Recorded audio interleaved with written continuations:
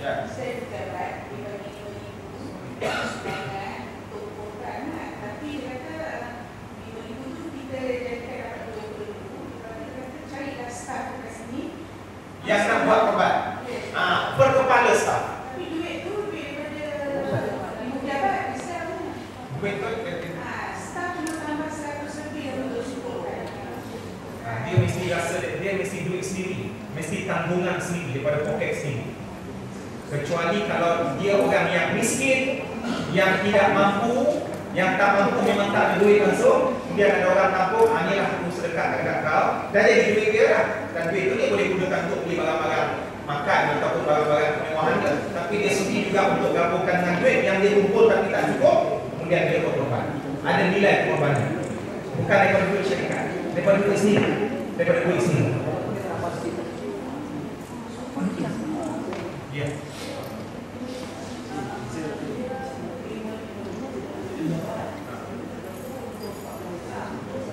Untuk apa dia?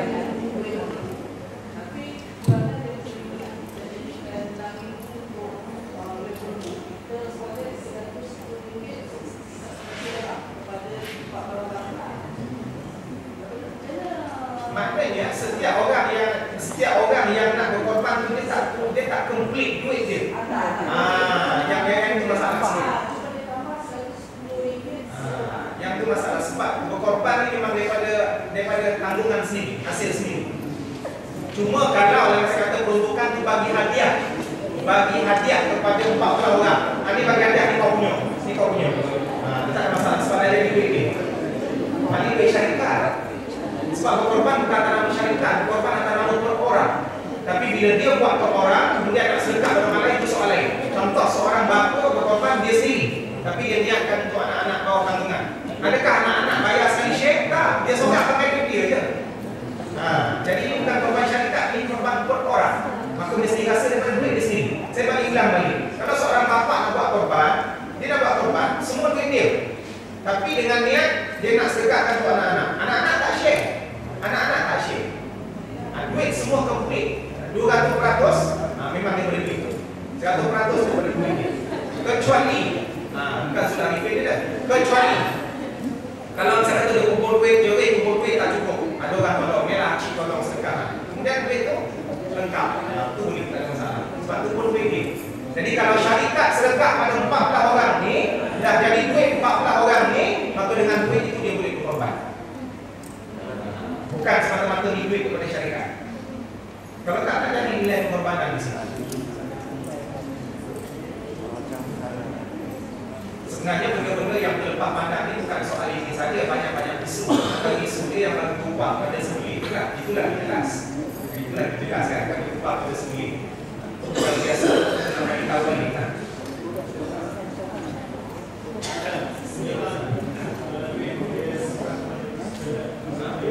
Ada jadi duit peserta.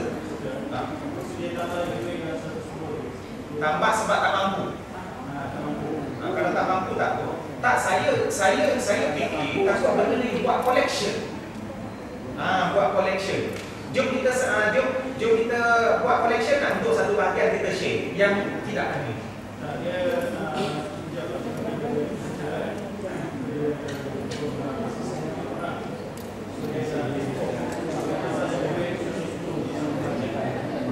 Mengikut dapat 10 bahagian. Yang ni akan nama perkongsian daripada syarikat tanggungan. Syarikat tanggung. Sedangkan ibadah korban bukan syarikat, dia berkepala. Dia berkepala. Dia bukan duit syarikat. Duit syarikat duit seluruh kami tangan Islam ada 200 orang. Maka duit 5,000 adalah duit 200 orang. Kemudian ada 27 orang. Dia tak ada nilai situ. Dia mesti duit daripada duit poket, duit tabung rumah 14 orang ni. Cuma kalau dia ada yang miskin, syarikat tolong tak apa. Dan itu pun sedekah dah jadi duit dia kan. Dah jadi duit dia. Bukan ada 1,000 pejabat ataupun ambil daripada duit syarikat. Sebab duit syarikat duit semua kaki tangan kan. Duit syarikat adalah duit semua kaki tangan. Ataupun macam mana transaksi itu memang sedekah punya tak ada masalah.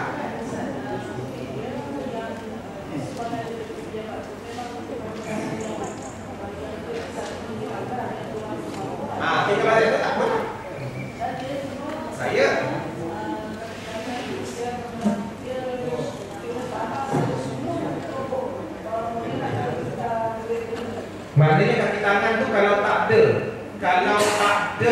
sumbangan daripada ibu pejabat, dia tak mampu nak buat lah. Okey, selamat. Saya ambil secara zalim begitulah ya. Tapi kalau saja-saja, jom satu bahagian kita share dengan orang, saya saja, tak boleh.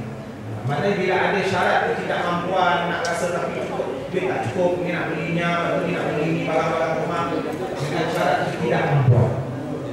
Cuma kita masih bimbang lagi lah tentang status itu ya? Dengan syarat dia tidak mampu. Sebab bila ada nilai sedekah, contoh ya, saya satu bahagian 500, saya ada 300, saya nak korban tapi tak mampu. Tiba-tiba datang seorang, kau tak cukup kan? Ni 200 hadiah. Bila dia hadiah, duit saya lah. Memang duit saya lah. Maka duit saya sama lah dengan duit 300 yang saya kumpul tu. Bezanya 300 tu saya kumpul gaji, yang ni daripada hadiah. Memang rezeki terpijak. Maka dengan itu boleh. Maka akad dan transaksi yang pun daripada ibu pejabat. Bantuan terus hadiah kepada umat Allah. Itu tak ada. Baik. Jangan tiba-tiba syarikat keluar duit, lepas tu nak kongsi seekor lembu. Duit kumpulan 200 orang kat kanan. Yang tak boleh. Dia bukan atas nama syarikat, dia atas nama per orang. Besok sembelih 2 ekor tu besok, satu bahagian tu atas nama yang seorang tu. Orang tu. Yang bahagian lain yang seorang individu yang lain. Hukum kongsi duit, hukum simpan daging korban tak ada masalah. Sebab sekarang ni ramai orang kaya. Bila satu kampung buat akikah ataupun korban, daging semua dah ada, kan sekarang dah ada kupon. Semua orang miskin dah dapat. Tapi kalau satu kampung tu memang ramai orang miskin, maka orang yang dapat daging korban tak boleh simpan. Orang yang berkorban tak boleh simpan daging. Dia mesti sedekahkan semuanya kepada orang miskin. Sebab tu kita bila buat korban, utama buat dekat tempat sendiri, kampung sendiri. Tapi kalau semua dah backup dengan sedekah daripada orang lain, maka baru boleh korban luar kampung. Sekarang ni ada korban Kamboja. Korban di Kamboja. Boleh tak? Boleh, tak ada masalah. Sebab korban dekat Senawang apa semua ni pun ramai orang dah dapat daging. Dan ulama pun keluar fatwa, lebih utama kita bagi korban dekat Gaza ataupun Syria, Palestin. Sekarang memang tak ada duit. Baik. Kemudian hukum hadir melihat korban. Mungkin tuan punya korban tak mampu nak sembelih. Ada yang mampu darah, ada yang boleh sembelih, itu lembu dah mati bangun balik dia tak ada korban. Ada yang tak mampu, tak apa. Tapi disunatkan tuan punya lembu untuk hadir. Nabi ada satu hari dia suruh saudara ahli keluarganya datanglah ke tempat korban. Sebab insya-Allah setiap darah yang mengalir itu akan diampunkan dosa. Hadis yang diriwayatkan oleh Al-Hakim. Maknanya sunat tuan punya binatang untuk hadir melihat korban. Tapi kalau tak datang saja tak nak, sah juga. Cuma tak dapat pahala sunat. Yang lebih afdal tuan punya lembu sembelih sendiri. Kalau tak mampu, maka dia, ustaz akak perempuan, apa masalah? Perempuan boleh sembelih. Perempuan boleh sembelih daging, boleh sembelih korban, akikah dan sembelih ayam. Dan makan daripada sembelihan perempuan dan kanak-kanak, hukumnya sah. Dia pun manusia juga. Mana dalilnya? Pernah berlaku pada zaman Nabi. Seorang bibi perempuan milik Ka'ab bin Malik, dia menjaga kambing, tiba-tiba seekor kambing diterkam serigala daripada mati katak, maka dia pun ambil batu yang tajam, dia sembelih. Bila benda disampai kepada Nabi Muhammad, Nabi kata kau boleh makan sembelihan. Dan dia seorang perempuan. Jadi perempuan sama seperti lelaki boleh sembelih. Hukum korban dengan betina. Itu tak ada masalah saya uraikan. Nak korban dia bukan masalah betina jantan. Masalah binatang itu mesti binatang yang berkualiti. Kalau ada jantan tak berkualiti, betina berkualiti, pilih betina. Baik. Hukum wanita sembelih. Antara satu bahagian lembu dan seekor kambing mana afdal? Akan ambil seekor kambing ataupun ambil satu bahagian kongsi bahagian lembu. Maka yang afdalnya kita korban dengan binatang seekor lengkap. Kalau mampu kambing. Tapi ini bergantung kepada perempuan sebenarnya. Kalau nak cerita apa lain lah. Tapi nak cerita perempuan lain pula kan. Dia satu bahagian lembu dengan seekor kambing, binatang seekor betul. Mana yang apa? Seekor binatang lengkap. Sebab dia binatang yang lengkap. Nabi berkorban dengan seekor binatang lengkap iaitu kambing. Dan Nabi niatkan untuk seluruh. Ya Allah, inilah korbanku dan untuk umatku yang tak mampu korban. Jadi tuan-tuan, kita yang tak mampu korban ni Nabi dah tanggung tak? Dan satu lagi saya bagi tahu sebelum terlewat, hukum korban ini tidak wajib. Majoriti ulama mengatakan sunat muakkad. Tapi mazhab Hanafi mengatakan wajib. Kalau mampu tapi sengaja tak berkorban, berdosa. Ini mazhab Hanafi. Tapi kalau kita mampu, yang pegang sunat muakkad ni mampu sengaja, tak apa. Nabi kata siapa yang tak berkorban jangan datang ke masjid kami. Maknanya orang Islam dia duit banyak, boleh pergi hadnya, lepas tu boleh pergi promosi beg duit biawak dekat apa ni Paris, ataupun boleh shopping sana sini. Ada banyak apa ni kad untuk shopping, tengok wayang, rindu awak 300% setengah apa lah. Boleh tak buat duit kan? Tapi untuk korban tak boleh tak. Nanti tak apa. Ni mengaku Muslim tapi tak layak untuk jadi Muslim, jangan datang ke surau kami. Tapi bukanlah haram, keutamaan. Sunat berangkat ini sunat yang sangat-sangat dituntut. Baik. Isu puasa Arafah. Hari ini 9 Arafah, 9 Zulhijjah. Mekah belum lagi, belum buat wukuf, baru 8. So macam mana nak puasa hari ini ke besok? Puasa ialah hari yang kita dah nampak anak bulan. Sebab Nabi sebut bila dah nampak anak bulan puasa lah. Kita duduk kat mana? Malaysia. Malaysia dia dekat Podikson, Teluk Kemak, tempat dah tengok anak bulan. Dah nampak tu? Dah, nak puasa. Mekah belum? Itu Mekah punya cerita. Ada orang ikut Mekah, ada orang dia ikut nampak anak bulan. Tapi yang tepat adalah mengikut hadis Nabi, siapa yang nampak anak bulan dia dah puasa. Dia puasa. Sekarang ni masalah raya sama juga kan. Siapa yang negara yang dah raya dulu, dia dah raya dulu. Malaysia belum raya lah dulu, untuk-untuk dia makan. Baik. Hukum sedekah dengan korban wajib dan sunat.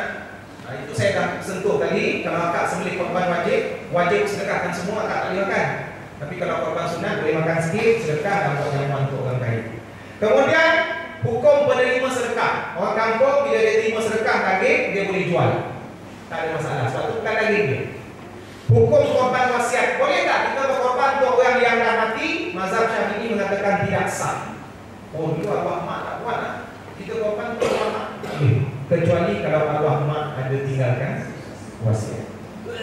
Dan korban wasiat, orang yang melaksanakan wasiat dia tak boleh makan lah. Dia wajib sedekahkan semua pada orang. Bergantung pada isi wasiat. Tapi nak minta izin orang sudah mati, tanya Tok Haji tak dulu. Baik. Kemudian korban online. Korban online kan biasa lah. Sekarang ni kan dah modern. Masuk banking dekat Maybank di Kemoja, settle lah. Itu wakil lah. Kita tak pergi Kemoja. Yang tuan-tuan, adik yang bagi daging untuk sembelih di Kemoja, kita tak datang dan kita tidak hadir dan kita tak sembelih. Sama juga kadang-kadang kita korban kat sini pun kita tak pergi tengok lembu tu sembelih. Tapi duit itu perlu memang daripada kita. Jadi kita banking sama je. Baik. Kemudian cacat yang tidak boleh dijadikan korban saya sudah sentuh. Cara sembelih lembu dan unta. Cara sembelih unta berbeza dengan cara sembelih lembu, kambing dan binatang selain unta. Sunat sembelih unta ketika dia berdiri dan diikat kaki kiri hadapan. Itu sunat lah. Itu sunat. 3 kaki dia tengah berdiri. Sedangkan yang selain daripada unta, maka Nabi membaringkan binatang tersebut di bahagian kiri, badan kiri binatang itu. Orang Melayu macam kita buat ni baring. Okey lah tu. Cuma masalah orang Melayu ni satu kampung yang bijak. Satu kampung yang bijak lembu. Sudah ada lembu mampu sebab dia bijak orang lembu.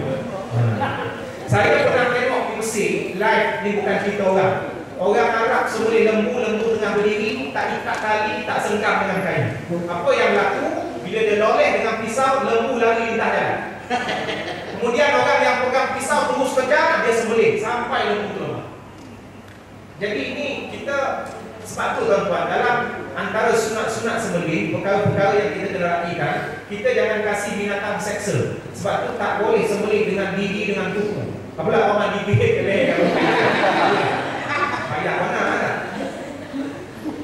Sebab tu bila sembelih mestilah guna yang paling tajam. Sekali mati. Ini tak yang depan parah sama dengan buntut parah. Tak mati-mati 3 jam. Lembu tu tak tahu. Belok nak mati ni. Ada kes-kes yang tertentu lembu hidup balik. Mungkin ada masalah dari sudut urat tak kena. Senang cerita nak kasih comfort, pancung menteri.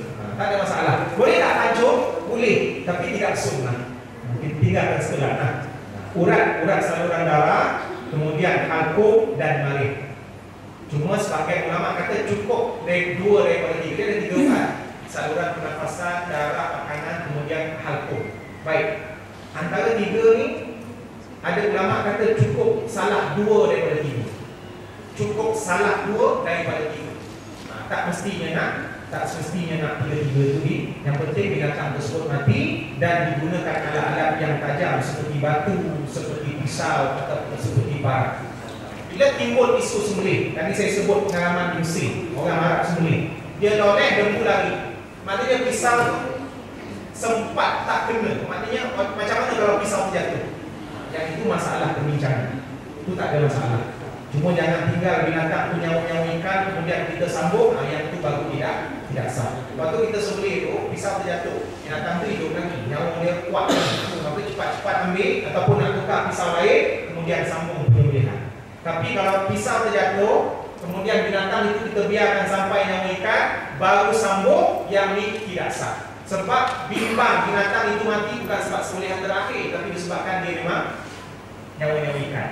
Sama juga macam lembu aksiden. Tuan-tuan kita tengok lembu yang aksiden, dia nyawa ikan ke ataupun nyawa hidup biasa? Kalau nyawa ikan, kita sembelih, kemungkinan dia mati bukan sebab sembelih, tapi sebab aksiden. Dia jadi bangkai.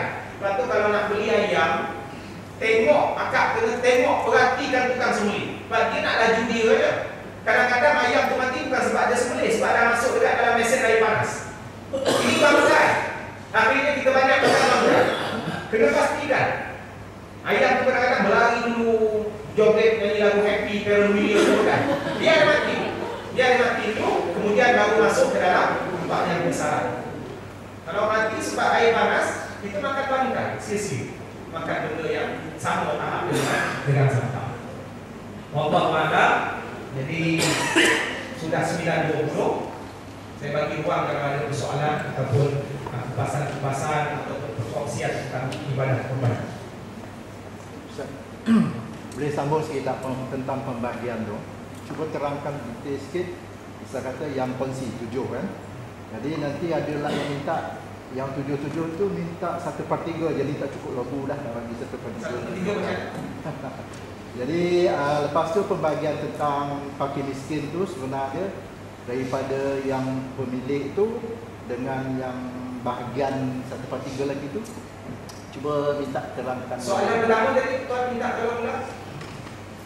Kongsi 7. Kongsi seekor lembu 7 orang. 7 orang. Okey. Lepas tu sepatutnya 1/3 tu untuk 7 orang tu kan? Ataupun maknanya 1/3 daripada 1 bahagian lah. Yes. Oh, kita sebut 1 bahagian lah. Jadi sekarang kita 1 bahagian. Takut nanti yang 7 tu, 7 orang tu menuntut 1/3, bermakna tak cukup 1 lembu untuk bagi bahagian tu. Saya tak faham. Okey, tak apalah macam ni lah. Kita kira 1 badan lah, 1 badan 1 ekor lembu. 1 ekor lembu. Okey. Pembagian untuk kongsi 7 orang tu, dan untuk fakir miskin berapa bahagian dia? Macam mana cara pembagian dia? Macam ni, sebenarnya tidak ada dalil yang Nabi khususkan secara tepat. 1/3 itu ijtihad. 1/3 ijtihad. Sebab tu kita sebut tadi, kalau sembelih korban seekor lembu ataupun seorang seekor lembu boleh, ataupun seorang 1 bahagian. Mana seekor lembu boleh 7 orang. Yang tak mampu duit ni kan, tak cukup duit. Baik, untuk bahagian dari korban itu, dia boleh pecahkan 1/3 untuk dia, 1/3 untuk orang miskin, 1/3 untuk buat jamuan. Tak ada masalah. Dan tidak wajib. Ataupun dia sedekahkan semuanya. Jamuan tidak, dia makan pun tidak, semua dia sedekah untuk orang miskin. Tak ada masalah. Ataupun dia buat pecahan yang lain, 2/4, 3/6, tidak ada masalah. Beratus-beratus. Yang penting ada bahagian sedekah. Dia tengok juga lah keadaan semasa. Kalau ramai orang kampung dekat dalam kampung kau ataupun dekat tempat kita sembelih tu, kalau boleh sedekahlah semua ataupun sebahagian besar. Sebab kita nak tengok nilai pengorbanan dulu. Kalau kita beli bahagian kemudian kita makan 99%, tak adalah nilai kita berkorban. Jadi persoalannya berapa bahagian itu terpulang dan mengikut maslahat kawasan dan orang-orang miskin yang berada di tempat kita sembelih. Kita hari ini pun nak korban, kita pun tak bahagi ke orang kampung kita. Kita korban Kemboja. Sebab orang kampung kita semua kaya. Kemboja pula tak ada orang yang korban. Itu contohnya. Okey, lagi satu lah Ustaz. Adakah terbahagi macam 1/3 ni? Adakah terbahagi macam daging paha, daging dada, daging belakang, kepala apa semua macam mana? Baik, itu terpulang kepada budi bicara orang yang menguruskan korban tersebut. Dia tak ada 1/3 dia mesti start. Sebab tuan-tuan, Lembu ada 4 kaki je. Kalau 7 orang ni berebut, kita mesti adil. Mana lagi 3 kaki tak ada? Jadi maknanya dia secara rencang, secara umum gitu. Lembu 4 kaki, 7 orang ni memang kaki berdarah so kaki. Memang ini yang berdarah kaki lembu. Aku nak 1 kaki aku punya, yang ni 4 orang ni punya, yang 3 orang mengambil. Jadi ada pembahagian itu secara umum, 7 bahagian. Ini selalu orang-orang kampung ataupun orang yang jenis pun dipakar. Satu lagi tuan-tuan, saya nak terangkan tentang adab kita yang menerima korban. Kadang-kadang kita sampai di iman minta, kasih akak korban lah, mau kak minta. Cuma tahu tak makan tak? Lepas tu ada pula tukang sembelih minta kepala. Memanglah bukan niat kita untuk bagi upah, tapi adab sebagai yang menerima sedekah kan. Orang yang menerima sedekah kena faham adab dia menerima sedekah. Dan orang yang pemilik lembu kena faham dia tak boleh bagi dengan niat upah. Yang ini bila sebut sedekah, orang yang terima dia tak boleh. Saya nak tu satu kampung nak bahagian yang kau nak. Akhirnya siapa yang menentukan? Orang yang memiliki korban dia sendiri yang bagi-bagi. Sebab banyak benda dia laku. Cuma kalau tak kisah tak ada masalah. Selagi tak ada niat upah, selagi orang okey-okey tak ada masalah. Kita nak bincang dari segi nilai moral tak ada. Sebab kita pula yang menentukan. Contoh macam orang kasih sedekah, ni gulai kan. Kasih minyak atau gulai pisang kan. Kasihlah gulai lain. Ni orang bagi sedekah saja kan, dia pula yang minta. Yang ni tidak sepatutnya laku. Ada persoalan sebelum saya tutup? Kalau ada hutang, bayar hutang dan tak perlu korban. Ada hutang 500, satu bahagian 500, hutang hukum dia wajib, korban sunat muakkad. Kita buat sunat muakkad, tinggalkan wajib yang itu tidak utama dan tidak afdal. Mungkin ya. Bila sebut hutang kan Ustaz, sekarang ni hutang ni dah macam-macam sampai mati pun berhutang kan. Jadi macam mana? Macam termasuk ke hutang rumah, hutang kereta semua termasuk ke?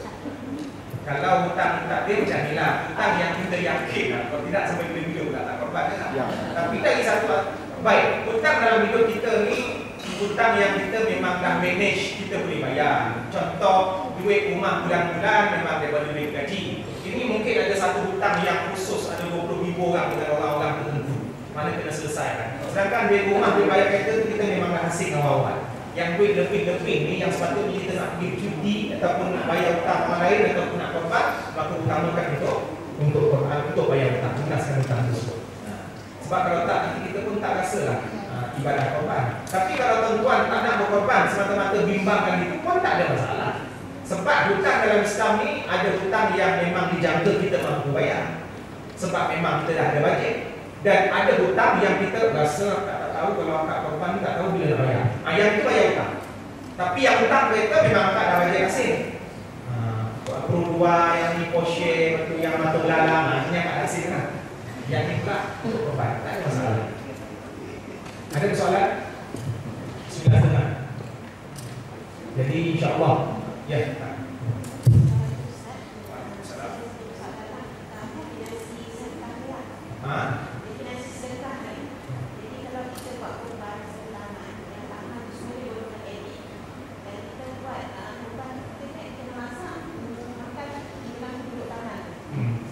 Nanti tak ada masalah.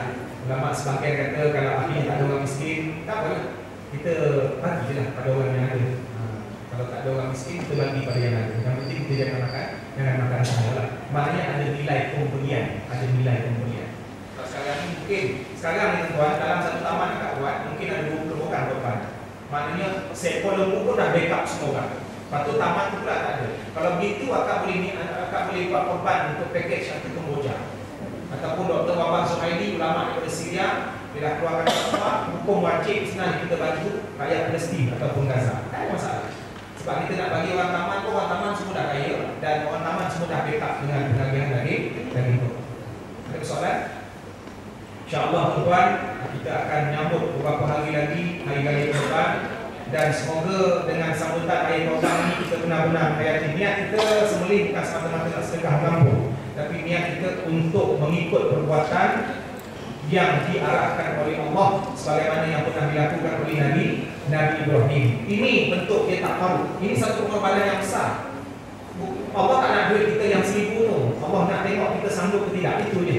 Allah tidak lapar dengan daging tersebut, tapi Allah, bahkan Allah sendiri yang akan memberikan gandaan pahala kepada kita daripada 1 Zulhijjah sampai 10 Zulhijjah.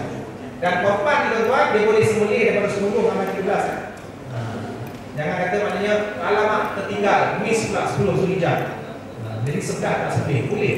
Dia last korban 13 Zulhijjah waktu hujung asar, sebelum azan maghrib sah. Tapi selalu orang buat hari pertama atau hari kedua lah, hari kedua. Hari pertama balik kampung, hari kedua baru balik taman balik. Itu tak ada masalah. Dan sunat dalam waktu-waktu tersebut. Pukul berapa? Terpulang. Tapi selalu orang buat waktu duha. Waktu ada kaitan udhiyah masuk korban, dia ambil sebenarnya waktu duha plot dengan hak. Sebab biasanya orang sembelih waktu duha. Ustaz saya sembelih 1 pagi, tak ada masalah ni. Tapi apa nak paman kan? Itu mesti kan orang kampung Mosi tak, mesti kan ambil di beban kan. Mana sepanjang 4 hari 10, 11, 12, 13 itu adalah hari yang sunat berkorban dan sunat bertakbir. Takbir ni tuan-tuan, orang Malaysia buat dia syarat mesti kumpul. Tak, takbir ni akak keluar daripada rumah hari raya korban pergi ke pasar, takbir sesaja. Tapi kalau kita buat masuk metro tu ya. Apalah Haji Limah tu ajar Limah tu takbir seorang di pasar. Itu sunnah pada zaman Nabi. Seorang sahabat pergi ke pasar, tiba-tiba dia takbir. Sahabat lain tengok, dia takbir, jom kita takbir. Lama-lama bertakbir secara tidak dirancang. Kita rancang, itu bukan sunnah. Sesetengah orang dia tegang, tidak tak adalah saya sebut itu. Tapi yang sebenarnya sunnah tidak dirancang. Ada takbir mutlak, takbir saja-saja sampai cuci kereta, jiran sebelah tengah sidai kain, dia pun bertakbir sebab terpengaruh dengan takbir kita. Dan ada takbir muqayyad, takbir yang diikat dengan waktu setiap kali selesai sembahyang fardu. Jadi ada 2 takbir. Ulang. Sebab hari-hari ini adalah hari untuk membesarkan Allah Subhanahu wa taala dan itulah nikmat yang paling agung. Jadi untuk akhirnya saya mohon ampun dan maaf di atas segala kesilapan ataupun kekurangan sepanjang penyampaian tazkirah ini. Jadi saya ulang balik tuan-tuan, yang transaksi ataupun yang backup duit daripada ibu pejabat itu bukan atas nama perkongsian kapitangan syarikat. Tapi kalau ibu pejabat memang dia bagi terus kepada 14 orang berkepala, kemudian sebab dia orang susah, memang kena rasa keluar duit sendiri. Bukan backup secara tak ada sebab yang itu digunakan. Jadi kita mengharapkan itulah keadaannya ya? Sebab korban ini bukan perkongsian beberapa orang. Korban ini hasil daripada seorang sahaja. Dia bukan atas nama syarikat, atas nama perkepala. Tapi bila nama perkepala, dia boleh sedekahkan di bawah dia orang tanggungan. Itu tak ada masalah. Yang penting yang rasa korban itu seorang. Ini bahagian saya seorang keluar duit ni, tapi saya niatkan untuk satu family 10 orang. Itu tak ada masalah. Jangan satu bahagian 10 orang keluarga tu keluar duit, yang tu tak boleh. Dia beza bezakan antara 2 keadaan. Maknanya satu syarikat kongsi 1 lembu, 200 orang kaki tangan kongsi 1 lembu. Yang ini tak sah. Tapi kalau pengarah dia beli dengan duit, dia seekor lembu, kemudian dia sedekah untuk kaki tangan, yang ini sah. Cuma dalam kes ibu pejabat tadi, mungkin itu bantuan, duit terus sedekah tak jadi milik 14 orang, milik dia, duit dia, kemudian dia niat terus sedekah, korban, maka itu dibenarkan. Jadi aku qauli hadza wa astaghfirullah li wa lakum. Assalamualaikum warahmatullahi wabarakatuh. Alhamdulillah, dengan majlis yang ini mengucapkan terima kasih kepada Allah dan Rasulullah dan jadi marilah kita bersama dengan majlis yang membaca Al-Quran.